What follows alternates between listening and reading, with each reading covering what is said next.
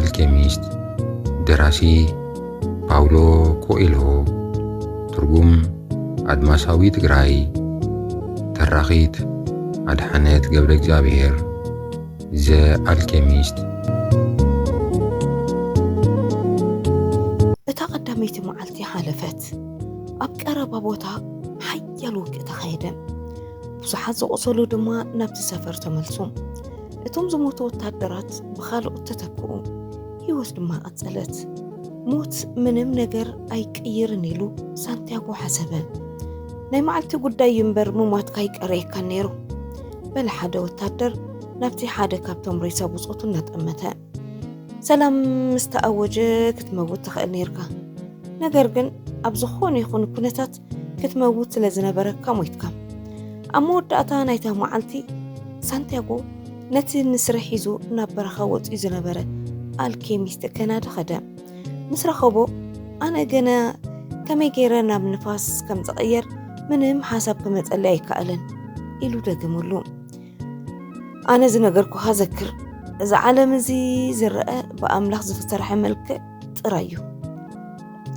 አልኬሚስት ዝገብሮ ነገር ድማ መንፈሳዊ ፍጹምነት ምስቲ ቁሳዊ ዓለም ከም ዝራኸብ ምግባር እዩ እንታይ ትገብር ኣለኻ ነቲ ንስረይ ምግብ ህቦ ኣለኹ ኣነ ባዕለይ ናብ ንፋስ ክቕየር እንተዘይክኢለ ክንመውት ኢና በለ ሳንቲያጎ ስለምንታይ ኢኻ ንስርኻ ምግቢ ክትህቦ ዘለካ ንስኻ ኢኻ ክትመውት እትኽእል በለ እቲ አልኬሚስት ኣነ ኸመይ ገይረ ናብ ንፋስ ከም ዝቕየር እፈልጥ እየ በሎ ኣብታ ካልአይቲ መዓልቲ ሳንቲያጎ ኣብ ቀረባ ናይቲ ማዓስከር ናብ ዝነበረ ከውሕን ገደልን ደየበ እቶም ሓለውቲ እውን ክኸይድ ፈቐዱሉ ንሳቶም ብዛዕባ እቲ ባዕሉ ናብ ንፋስ ክቕየር ዝኽእል ጠንቋሊ ሰሚዖም ናብኡ ክቐርቡ ኣይደለዩ ብተወሳኺ ኣብ ዝኾነ ይኹን ኩነታት እቲ በረኻ ክስገር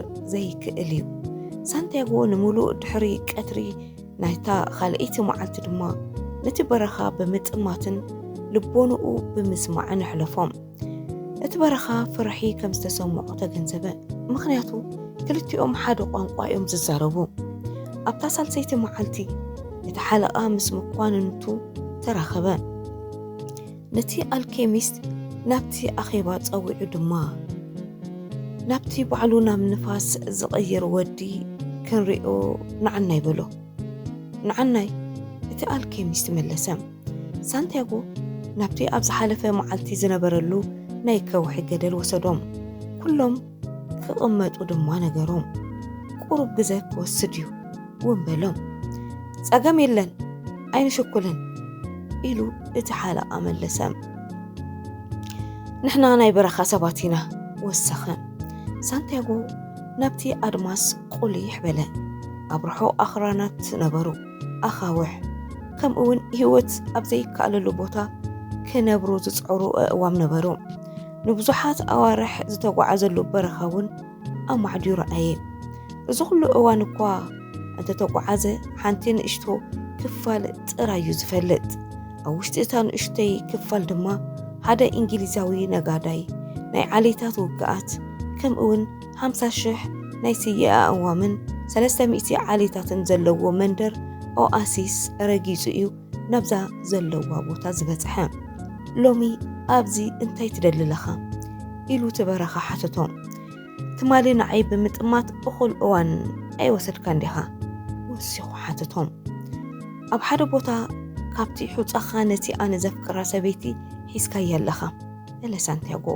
ስለዚ ናብቲ ሑፃኻ ከጥምት ከለኹ ንዓኣ እውን እጥምት ሕዚ ናብኣ ክምለስ እደሊ እሞ ባዕለይ ናብ ንፋስ ምእንቲ ክቕይር ድማ ናትካ ሓገዝ የለኒ ኣሎ ፍቕሪ ማለት እንታይ ማለት እዩ ኢሉ ትበረኻ ሓተተ ፍቕሪ ማለት ናይቲ ንስሪ ኣብ ልዕሊ ሑፃኻ ዝገብሮ በረራ ማለት እዩ ምኽንያቱ ንስኻ ንዕኡ ኩሉ ግዜ ሃደን ሒዙ ዝምለሰሉ ልሙዕ መሮሮ ኢኻ ንሱ ከውሕታትካ ኩምራ ሑፅኻን ኣኽራናትካን ይፈልጥ እዩ ንስኻ ድማ ንዕኡ ለጋስ ኢኻ ናይቲ ንስሪ ኣፍ ካብቲ ናተይ ኣካል ዝኾኑ ቁራፅ ነገራት ይስከም እዩ بلت برخا نعامتات هادن انت كايد بتي زلاتني نشتو ماي بمهب مقبو كبر كتلو اقبر دحري دما اتي زهدن ابي كم زلو يرئيو هادن نمقبار ابزمت له معلتي اتي تهداني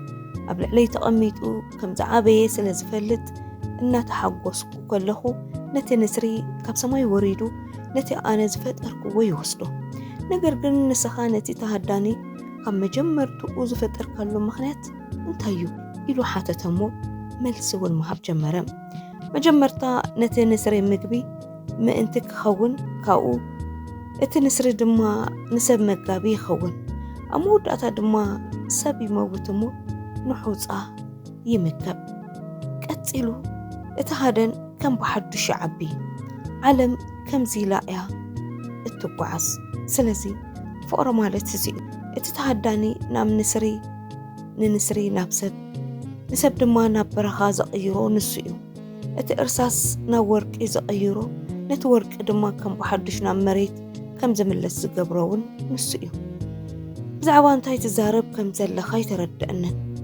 بلت برخام سخونا خوينو أب حدو بوتا كبتحوز أخا حانتي سبيتي تتسبيني كم زلا تردأ دلي أنا نام نفاس كأير زلن مغنيات رما نسيو اتبرخان قرب سكندات من ملتي هبن سأني حقن اتنفاس ما انتي كنفس حوز أي كهبكاي نقرقن أنا بيني منم كقبر أي خيلني كاب نفاس حاجز كتحت تلك بلو نشتي نفاس كنفس جمرة اتوم دك عليت كاب رحو كوينوم نسانتياغو يعزبو نبرو سانتياغو بسيردو قانقوا دما نحد حدوم كزرارو وتعاسبان بتقال كيميست كمس بلا اتنفاس ناب سانتياغو قريبو قلصو تنكفو اتنفاس سانتياغو مس برخا زغبرو علال كسمع صانحيهم مخنياتو نفاسات كله نجار يفلطيهم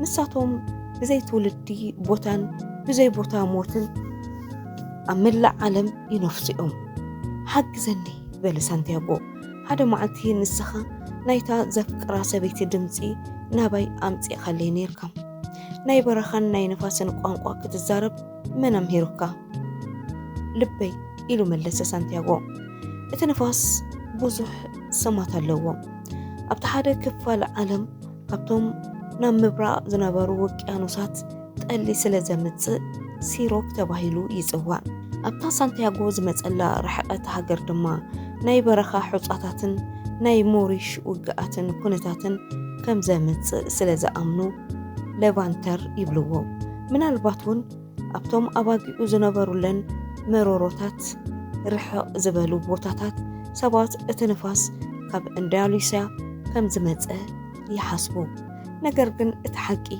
اتنفاس كم مانن بوتا اي متقن نام منن بوتاون اي كيدن نزي يخا كاب برخا زيادة حيال زخون اللو مخنات هذا سب هذا معلتي أبرخا أقوام كتكل يخاليو أباقعون أو كعبي زعقتو نقريلن كوينو جن ننفاس فتيموم كوكوت أتقربو أي كألون نسخة نفاس كتكون أي تخلني خا بلا اتنفاس نحنا خلت عزينا زتفلالنا نقراتينا إذا حق يكونن ملسة سانتياغو أبو زي نايتي الكيميست ميسترات تماهير إيه أوشت نفاسات برخاتات وكأنوسات كخوبات كله اتي أب آدما زتفتر نقراتونا اللوني كلاتنا بحانتي إيدينا زتفترنا هذا نفس دمالنا أنا كما خاك خون إدل لهم إذي ناب نفس وكف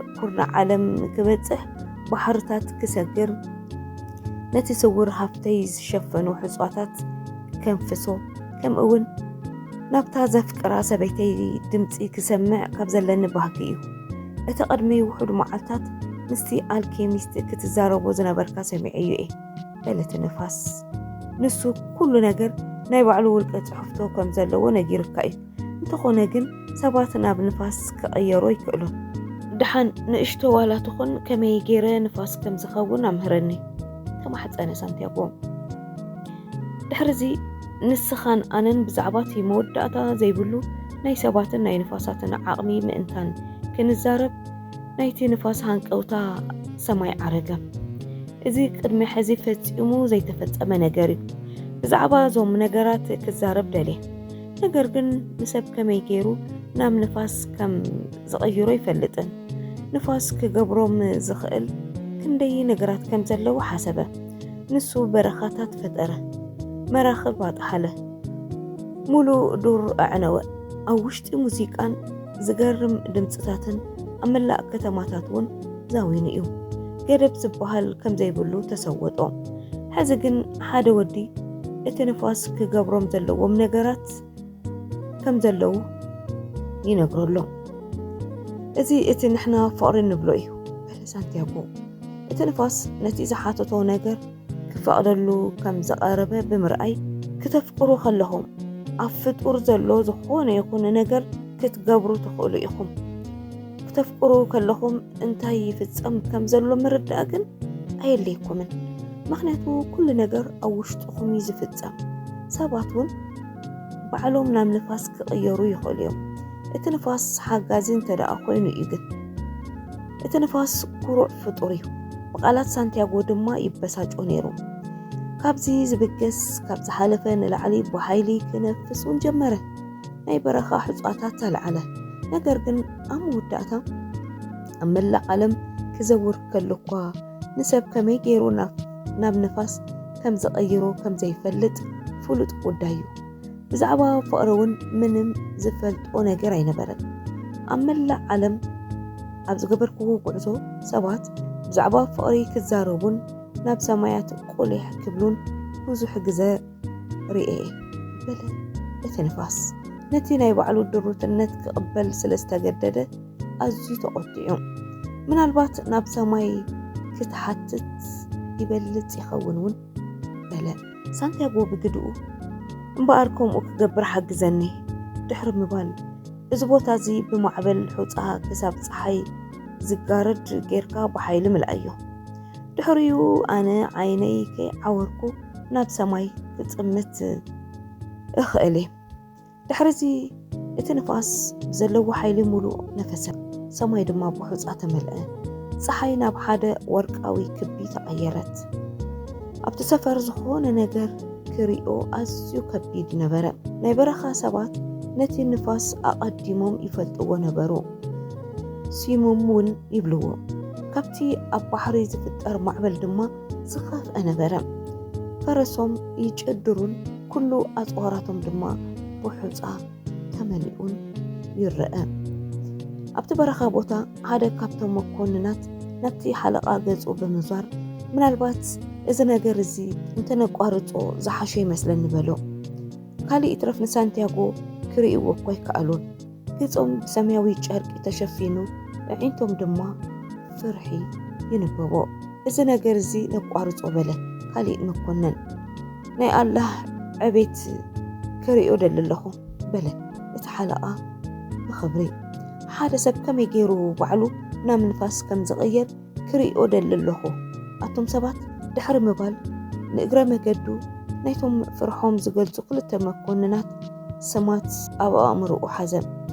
እቲ ንፋስ ደው ምስ በለ ካብ ሓላፍነቶም ክሰጎም ወሰነ። ምክንያቱ ናይ ብሓቂ ናይ በረኻ ሰባት ኣይፈርሑን።